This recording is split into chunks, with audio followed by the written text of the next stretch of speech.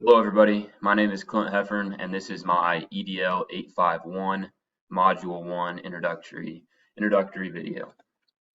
First off, a little bit about me, some demographic information. I was born and raised in Iola, Kansas. It's where I went to high school. It's actually where I spent my first 2 years of college at Allen Community College at the JUCO there because I was playing or I wanted to play baseball, and I also was given the opportunity to play baseball and basketball at the community college. So it was a good opportunity for me. And it was in Iola, so I was able to live at home and save some money, still be around a lot of my family. So yeah, that was in Iola, Kansas, and that's where I'm from as well. It's where a lot of my family still is today. That bottom middle picture there is my mom and dad. They live in Iola, and yeah, a lot of my family and friends, good friends, still live there today. After Allen Community College, I left Iola and went to Pitt State in Pittsburgh, Kansas. I spent 3 years there studying secondary education, history, government. Um, so I got my degree in social studies, and I've been working at St. Mary's Colgan ever since. This is my third year there. That bottom right-hand picture is a picture from coaching from my very first year at Colgan. So, like I mentioned, been at St. Mary's Colgan Catholic High School since I graduated. This is my third year there. I actually did my student teaching there the year I graduated. So technically, this is my uh, my third and a half year. But yeah, it's in Pittsburgh, Kansas. I'm teaching social studies. Currently, I teach geography, American history, government, and I have one PE class. I am certified in PE as well. I took my test on that about a year ago. So I'm teaching, I've got one PE class, but teaching government to seniors, teaching American history to juniors, and teaching geography to freshmen. I am new this year. I've been teaching or proctoring an online course for the second semester of government, which is financial literacy, kind of getting into some civics and some economics and personal finance type stuff. So that's been a new experience, but it's been good to see. So yeah, also I've helped co-teach a career studies class and a course that we call the Colgan Way, which is seventh grade students new into the junior high. It's kind of transitioning them from sixth grade into our junior high, and just the expectations and what to think and what to be preparing for. So that's been a good experience as well. But yeah, a lot of different realms there. It's been good insight from different perspectives on all those classes as well.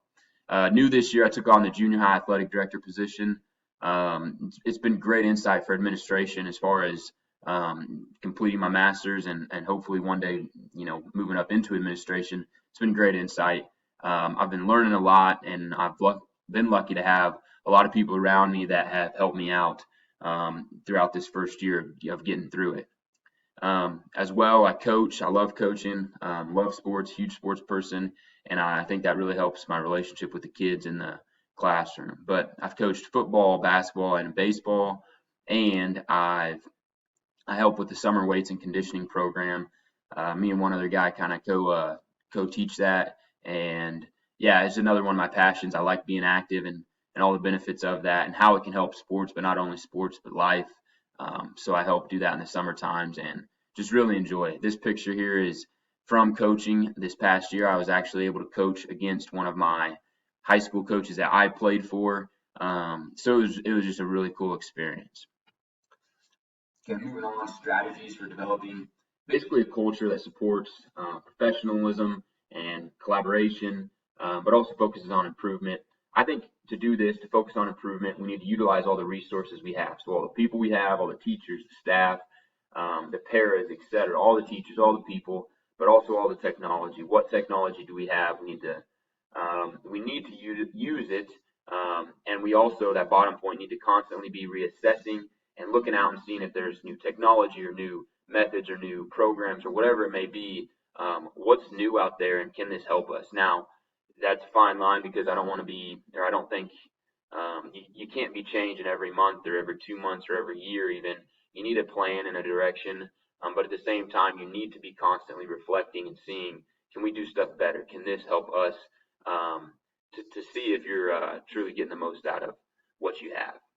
Retention, retaining teachers, retaining staff, retaining good teachers, I think administrators need to delegate the power and make those teachers feel empowered and make those staff members feel like they have a voice and that their work is worthy.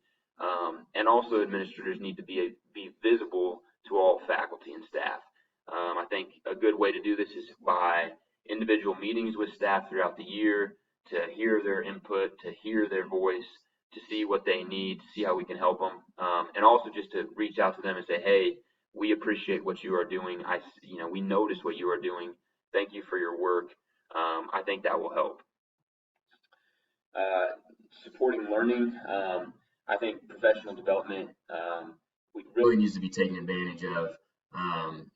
A lot of times that can get to look like just another thing for teachers or just another meeting or just another checkbox or whatever. But professional development can be a huge opportunity to improve and support learning. And then utilize cross-curriculum collaboration between different departments and just different teachers. That creates buy-in from the students, and I think there's a lot of good opportunities there to collaborate, work together, use what we've learned, use what the students have learned, use their imaginations to fully digest stuff, fully understand stuff, and get to new levels of learning and understanding. Supporting well-being. I think we need to really try to focus on the overall, all types of the person, socially, emotionally, physically, every aspect. We need to make sure we are addressing and trying to let the kids know, not only the kids but the staff, that they are valued for more than just a number or a statistic, etc.